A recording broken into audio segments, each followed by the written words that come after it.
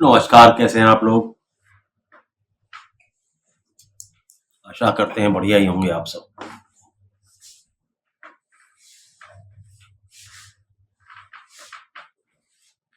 हमारा lecture number 14 है 14 और ऑफिशियल लेक्चर नंबर हमारा है 217।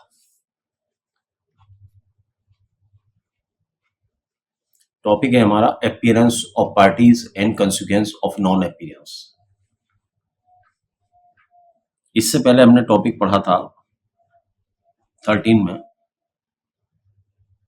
और 12 और 13 में। 12 में पढ़ी थी हमने प्लेंट क्या होती है और 13 में पढ़ा WS क्या होता है, रिटन स्टेटमेंट क्या होता है अर्थात जवाब।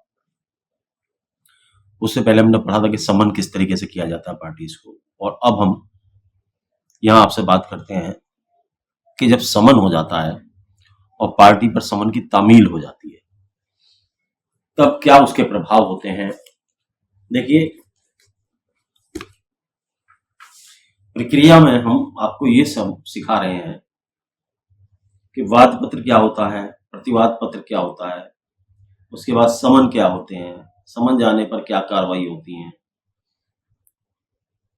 और जब समन सर्विस हो जाते हैं, जब पार्टी आ जाती हैं तो क्या प्रभाव होता है, और जब पार्टी न्यायालय में उपस्थित नहीं होती तो क्या प्रभाव होता है। इन सब का जानना हमारे लिए एक दीवानी मुकदमे के लिए जरूरी है। दीवानी मुकदमा ऐसा मुकदमा है जिसमें सारी कार्रवाई वकील एडवोकेट्स को ही करनी होती है। ये पुलिस केस की तरह नहीं है कि पुलिस केस बना के लाती है, आपको कुछ नहीं करना। यहाँ पर सारी की सारी बिल्डिंग मटेरियल तामीरात सब आपको करनी है। आपका केस आपको ही संजाना है, आपको ही संवारना है। तो जैसी किसी व्यक्ति पर समन की सर्विस हो जाती है तो उसका कर्तव्य है कि वो न्यायालय में आए, उपस्थित हो और जज साहब को अपनी बातें बताए। तो यहां से हम स्टार्ट करते हैं। यहां हम दोनों पार्टीज के बारे में बताएंगे कि अपीयरेंस क्या होती है, किस प्रकार से वादी और प्रतिवादी दोनों का न्यायालय में उपस्थित होना आवश्यक है, अपनी अपनी बात कहना आवश्यक है, समय पर सारी कार्रवाइयों को अंजाम देना जरूरी है। तो यहां हमारा टॉपिक ऑर्डर नंबर होगा, आज हमारा ऑर्डर नंबर होगा 9। तो आदेश नंबर 9 पर बात करते हैं। मैंने बुक में तो बहुत अच्छा एक्ट है, बेयर एक्ट, उसमें तो बहुत ज्यादा लंबा दिया हुआ है, लेकिन मैंने आपके लिए कंसाइज किया है, शॉर्ट किया है, ताकि आपके जहन में ये बातें बैठ जाए। हम आदेश 9 की बात करेंगे और इसके साथ में जो नियम है उन सारे नियमों को आपको एक्सप्लेन करने की कोशिश करेंगे।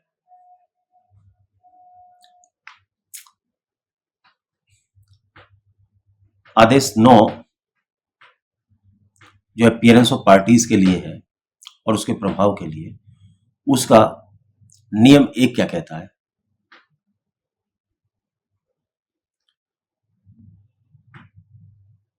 प्रतिवादी को दिए समन में नियत तिथि को दोनों पक्षकार व्यक्तिगत या अधिवक्ता द्वारा उपस्थित होंगे। जब वादी ने वाद दायर किया और प्रतिवादी के लिए समन भेज दिया गया, तो जो समन की डेट है अर्थात प्रतिवादी के उपस्थित होने की डेट है, उस पर वादी भी न्यायालय में उपस्थित होगा और प्रतिवादी भी न्यायालय में उपस्थित होगा। और सबसे बड़ी बात,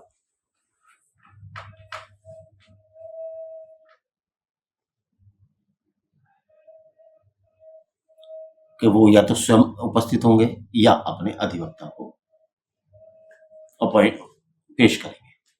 तो एक नियम ये हो गया। दूसरा नियम सुन लें इसी चैप्टर का।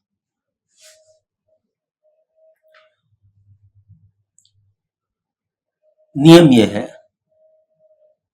कि सम्मन की तामील का डाक का खर्चा या और व्यय या कागजों की सप्लाई, तलबाना वगैरह देने की जिम्मेदारी वादी की होती है।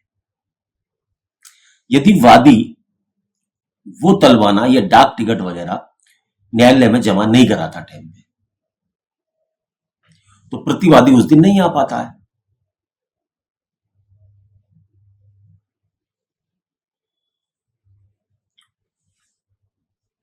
तो इस वजह से अगर न्यायालय चाहे कि भाई आपने प्रतिवादी को बुलाने के लिए डाक का खर्चा जमा नहीं किया है, टिकट विकट नहीं भेजे हैं, जिसकी वजह से उस पर समन तामील नहीं कराया जा सके, तो ऐसी स्थिति में न्यायालय वाद को खारिज कर सकता है,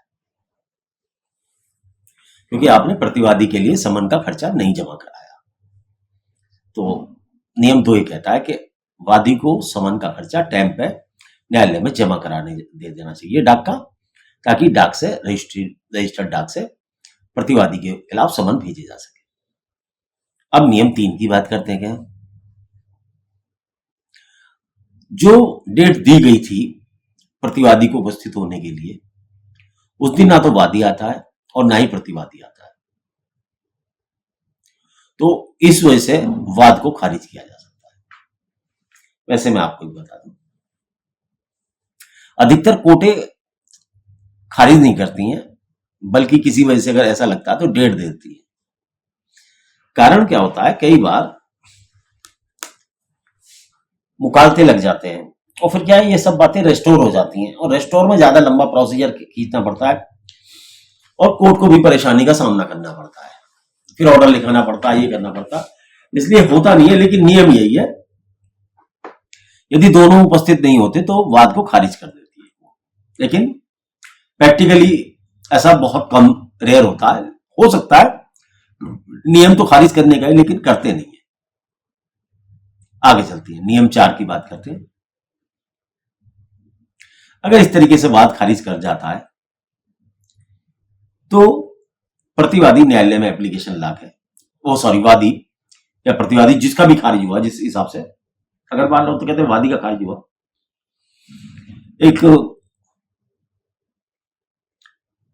रेस्टोरेशन की एप्लीकेशन लगा के न्यायालय के अंदर लगा सकता है, और धारा 4 में न्यायालय को शक्ति दी है कि वो सुन सुना के यदि उसको सही लगता है तो वो रेस्टोर कर सकती है मुकदमे को, और वादी अपना नया वाद लाना चाहता है इसकी वजह से तो नया वाद भी ला सकता है, लेकिन वो टाइम बार नहीं होना चाहिए उसका।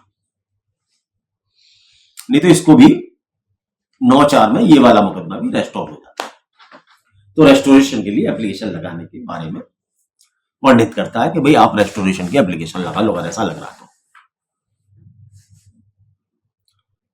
5वां नियम सुन ले जरा सा।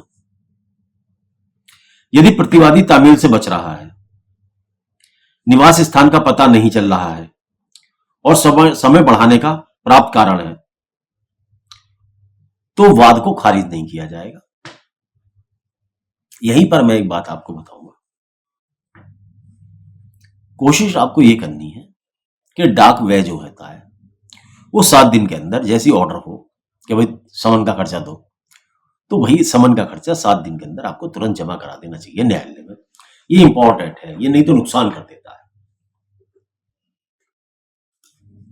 अर्थात 7 दिन में स्टेप लेने ही चाहिए, 1 हफ्ते के अंदर, क्योंकि एक्चुअली क्या होता है, कभी कभी पार्टीज पर, वकीलों पर, एडवोकेट्स पर काम ज्यादा होने की वजह से ये नहीं हो पाती प्रोसीडिंग्स है। लेकिन ये ध्यान रखना चाहिए, अदरवाइज वाद खारिज हो जाएगा।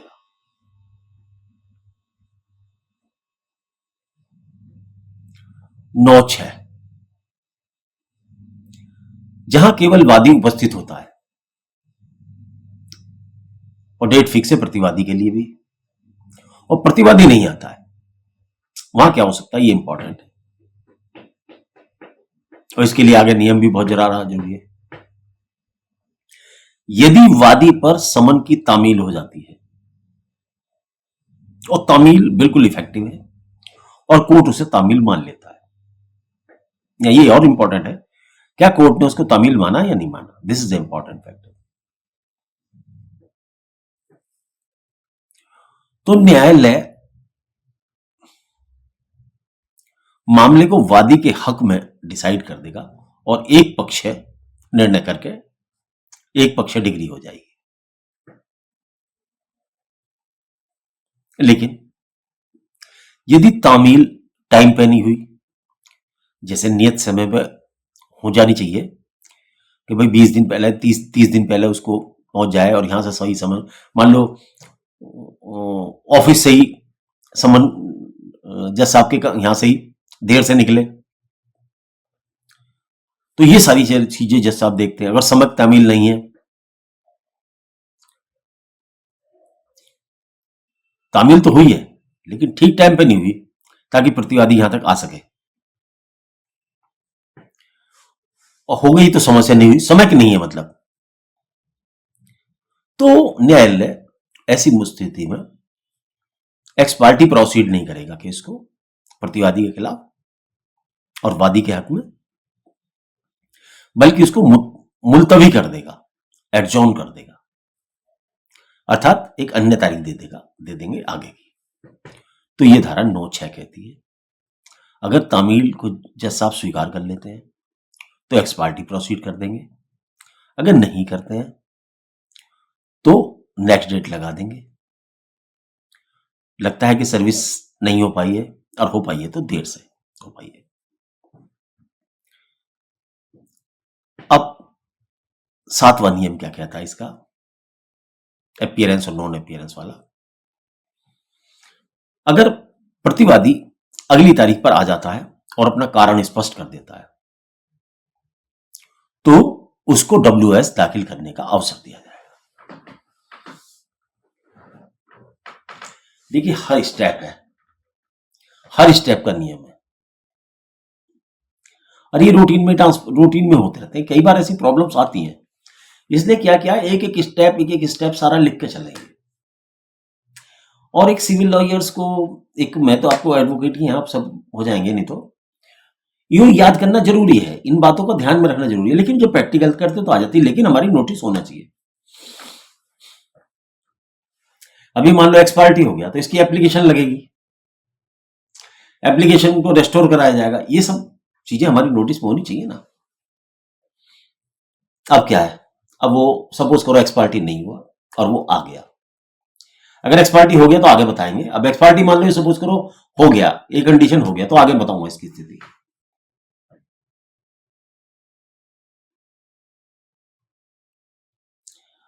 मान लो सपोज करो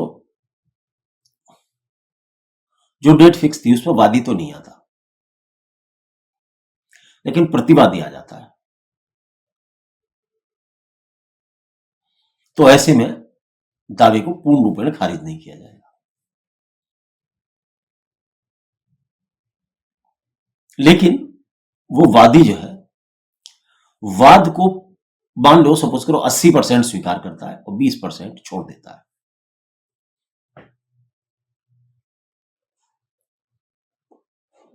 लेकिन वादी आया नहीं है, तो कोर्ट ये चाहे तो वाद को 80% मान के 20% जो हिस्सा उसे खारिज कर सकती है, लेकिन बाकी हक छोड़ सकती है। मान लो कुछ हक तो मान रहा हो, 80 और 20% से मेरा जरा समझने की कोशिश करो। मान लो आपने जो रेमेडी मांगी है, कुछ को तो प्रतिवादी स्वीकार करता, हाँ सर ये तो इसका बनता है, लेकिन सर ये जो कह रहा मना कर रहा है, ये जो कह रहा है ये भी बनता, ये नहीं बनता जनाब। तो न्यायालय जस्टिफाइड समझने पे उसको जितना हक वो प्रतिवादी मानता है उसके लिए वाद को स्वीकार कर सकेगा और बाकी को खारिज कर देगा, क्योंकि वादी आज उपस्थित नहीं है। तो 9(8) इस बारे में कहते हैं। तो ये सारी स्थिति बताती है कि जब वादी ना आए तब क्या होगा, जब प्रतिवादी ना आए तब क्या होगा। 9(9)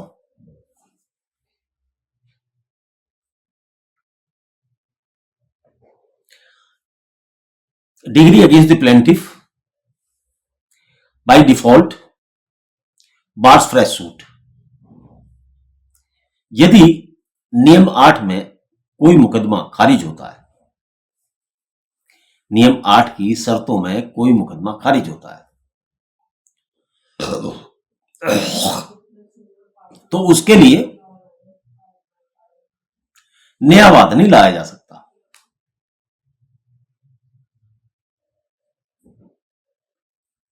क्या कहता है जरा सुने। लेकिन यदि वादी एप्लीकेशन देता है तो रूल 8 का आदेश सेट असाइड किया जा सकता है और न्यायालय उचित समझे, लेकिन अपोजिट पार्टी को नोटिस दिया जाएगा और सुनवाई का अवसर दिया जाएगा। उसके बाद में जो 9(8) में ऑर्डर हुआ है उसकी एप्लीकेशन 9(9) में लगा के उसको खारिज किया जा सकता है। न्यायालय यदि समझे उचितम तो ये नो ये बताने की कोशिश करता है कि भाई आप दावा तो नहीं डाल सकते इसके खिलाफ, क्योंकि आपका दावा तो उन्होंने मान लिया कोर्ट ने। हाँ, इतना है कि कुछ बातें मान ली है, कुछ बातें नहीं मान ली, लेकिन उसको दोबारा से सुन के दोबारा उसी नंबर पे स्थापित किया जा सकता है, रेस्टोर किया जा सकता है, या उस वाली डिग्री को खारिज किया जा सकता है जो पहले ऑर्डर किया था, उसको वापस कर लिया जाएगा। नो इसी तरीके से 9 से लेके 9 के बाद में नियम 10, 11, 12, 13 और 14 वो इसी प्रकार की बातें करते हैं। तो इनमें से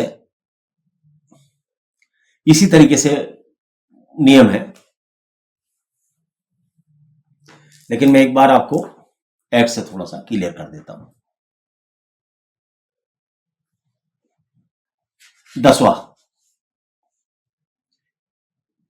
कई वादियों में से एक या अधिक की गैर हाजिरी की दशा में प्रक्रिया, जहां एक से अधिक वादी है, अर्थात वादी कई हैं और उनमें से एक या अधिक उपस्थित नहीं होता है, बाकी उपस्थित हैं या कुछ उपस्थित नहीं होते, वह न्यायालय पेश नहीं होने वाले वादी या वादियों की प्रेरणा पर वाद को आगे चलने दे सकेगा। देखिए, या तो सारे वादी ना हो तो खारिज कर देगा, लेकिन कुछ है कुछ नहीं है तो खारिज नहीं करेगा,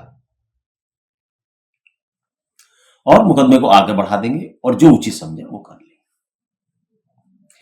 इसी प्रकार से नियम 11 कहता है यदि कई प्रतिवादी हैं, उनमें से एक आध 5-4 नहीं आए, 2-4 आ गए, तो मुकदमा खारिज न करके बल्कि उसको ऐसे चला लिया जाएगा। मैं इसे पढ़ देता हूं।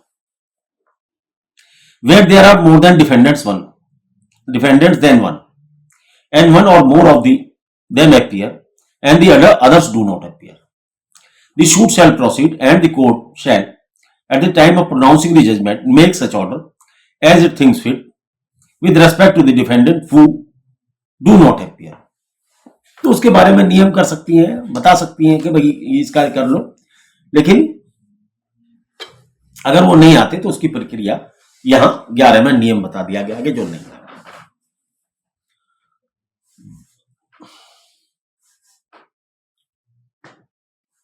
जब इतना पढ़ा तो 12 भी पढ़ी थे। Consequences of non-attendance without sufficient cause shown of party order to appear in person. Where a plaintiff or defendant who has been ordered to appear in person does not appear in person or show sufficient cause to the satisfaction of the court for failing so to appear, he shall be subject to all the provisions of the foregoing rules applicable to the plaintiff and defendant respectively who do not appear. कोई व्यवस्था, सुधार की व्यवस्था है। अगर नहीं आते हैं, कारण बता देते हैं कि किस कारण से नहीं आए, तो फिर वो ऑर्डर के लिए न्यायालय जो है समाधान कर दो न्यायालय का, तो फिर वो उसी स्थिति में वाद को आ जाता है।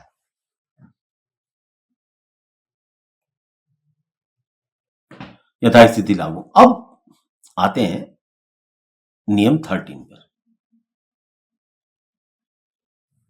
ये जो ऊपर एक 9/6 में एक डिक्री हुई थी एक्स पार्टी प्रतिवादी के खिलाफ, उसको रोकने की बात करता है। उसके लिए क्या प्रोविजन है, इसको मैं किताब से पढ़ता हूं। वैसे ही पहले बताता हूं। 9/13 में एप्लीकेशन देखे, जो डिक्री इस तरीके की हो गई है उसको के ऊपर जज साहब को बताएंगे, दूसरी पार्टी वादी को भी नोटिस दिया जाएगा, जज साहब उस पर पूरा सुनेंगे, ये जो उचित समझेंगे तो मुकदमे को रेस्टोर कर देंगे और प्रतिवादी को मौका देंगे कि भैया चल अपनी बात कह, और नहीं तो जो डिक्री तो हो ही चुकी है। तो जरा सा न्यायालय के सामने जब एप्लीकेशन लगाई जाएगी तो क्या जेन्युइन कारण हो प्रतिवादी के लिए अगर एक्स पार्टी डिग्री हो जाए तो। नंबर एक बात है, कोई भूल सद्भावनापूर्ण हुई हो, गलती हो गई है, जानबूझ के नहीं थी, बल्कि सद्भावनापूर्ण मिस्टेक थी, तो वाद को एक पक्ष डिग्री को खारिज किया जा सकता है। पहुंचने में देरी हो गई है, 10 बजे आवाज लग गई, 10:15 बजे वाद खारिज हो गया, आप पहुंचे 11 बजे, तो भी कंसिडर हो सकता है आपकी बात। वकील साहब बीमार हो गए, कोशिश करी लाने की, कोर्ट में नहीं आए, तो भी एक्स पार्टी डिग्री सेटिसाइड हो सकती है सुनवाई का मौका देने के बाद। विरोधी पक्षकार ने ऐसा नाटक या सर्व करा है जिसकी वजह से कपट किया है, जिसकी वजह से वो नहीं आ पाए, ऐसी परिस्थिति में भी कंसिडर हो सकती है। डायरी में गलत एंट्री हो गई, हर एडवोकेट एक डायरी रखते हैं जिसमें डेटों की नोटिंग्स होती है, कई बार उसमें मिस्टेक्स हो जाती है। एक डायरी न्यायालय की भी होती है, उसमें गलत डेट पोस्ट हो गई है। यहां जो डायरी की बात कर रहे हैं, हम वकील साहब की डायरी की बात कर रहे हैं कि उसमें डेट गलत पोस्ट हो।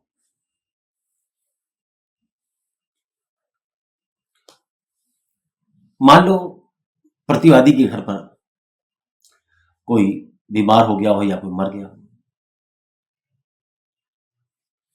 कैसे आ सकता है? नहीं आ सकता। प्रतिवादी जेल चला गया हो तो भी एक्स पार्टी डिग्री हो गई हो तो खारिज हो जाएगी।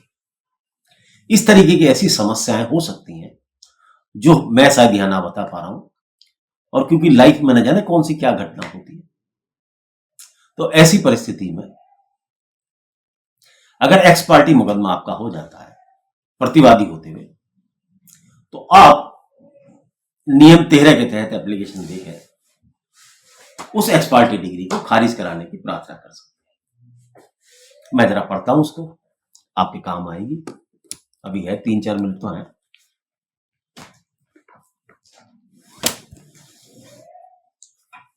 धीरे धीरे करके देखिए, हम 10 आदेशों पर आ गए। अब 10 आदेश, आज हमारा अगला टॉपिक जो है आदेश नंबर 10 ही होगा। भले ही हमारे लेक्चर लग गए हो कुछ,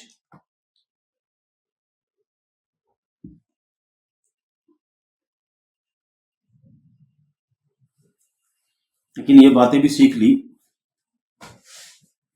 तो आपने समझो 25% सीपीसी समझ ली।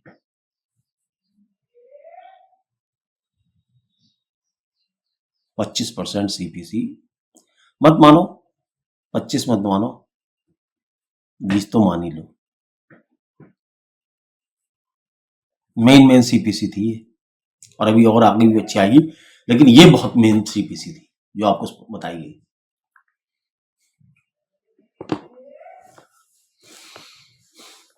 मुझे हिंदी में पढ़ने में थोड़ी दिक्कत होती है, अंग्रेजी में समझाने की कोशिश करूंगा। हिंदी वालों को तो समझा ही दिया मैंने। Rule 13, setting aside degree ex parte against defendant. In any case in which a decree is passed ex parte against a defendant, he may apply to the court by which the decree was passed for an order to set aside, it, and if he satisfies the court that the summons was not duly served, because this is important. The important factor is this service was not effective, but considered by the court effective. Then the defendant can move application for setting aside the degree, or that he was prevented by any sufficient cause. I have narrated the sufficient cause as सद्भावना पूर्वक। वकील साहब की diary में entry गलत हो गई है, वादी ने कोई कपट कर दिया है, घर में कोई बीमार पड़ गया, कोई मर गया या जेल चला गया। एक एक लाइन को पढ़िए और समझने की कोशिश कीजिए। तो यहां एक्सप्लेन किया सफिशिएंट कॉज, इसमें नहीं किया, हम बताते हैं एक्सपीरियंस के आधार पर, वो तो जो हमने अन्य बुकों में या सुप्रीम कोर्ट की गाइडलाइंस में पढ़ा है। For appearing, when the suit was called on the hearing, the court may make an order setting aside the degree as against him upon such terms of the cost. The court can impose cost लगा सकती है। आप इसे हिंदी में जुर्माना भी समझ सकते हैं। पेमेंट इनटू कोर्ट, ये भी कह सकती है कि पेमेंट करो कोर्ट के अंदर, और अदरवाइज ये भी कह सकती है कि दूसरी पार्टी को दिलवाओ, वादी को दो पैसा, ये भी कह सकती है कि डीएलएसए में जमा करो इस पैसे को, as per court wish, and shall appoint a day for proceeding with the suit, और वाद को उसी मूल स्थिति में वापस लाकर कोई अन्य डेट फिक्स करके मौका दिया जा सकता है, डिग्री सेट असाइड हो सकती है, provided that where the degree is of such a nature that it can not be set aside as against such defendant only, it may be set aside as against all और any of the other defendant also, provided further that no court shall set aside a degree passed ex parte merely on the ground that there has been an irregularity in service of the summons. It is satisfied that if it is satisfied that the defendant had notice of the date of hearing and has sufficient time to appear and answer the plaintiff claim. This section tells us about the discretion of the court, और court को बहुत consider करना चाहिए, लेकिन मैं समझता हूं 99% cases में कॉस्ट लगाकर ये एक्स पार्टी हो जाती है। 1% केसेस होते हैं जिनमें ये एक्स पार्टी नहीं होता, 100% होता है बस। 100 नहीं, 99 कहता हूं मैं तो। 100 तो किसी को कहो मत संसार में, 100% कुछ नहीं होता, 99 मानता हूं। 99 में पॉसिबिलिटी जिंदा है। कारण क्या है, जब तक फेयर ट्रायल का नाम ही है कि मौका दिया जाए,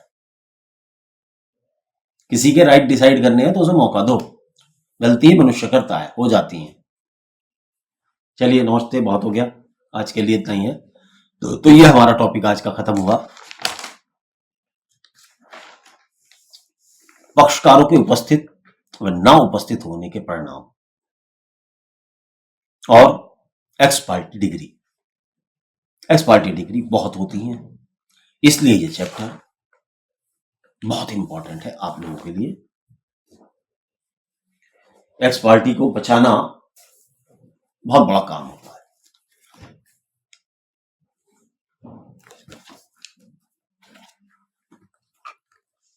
ठीक है, चलो।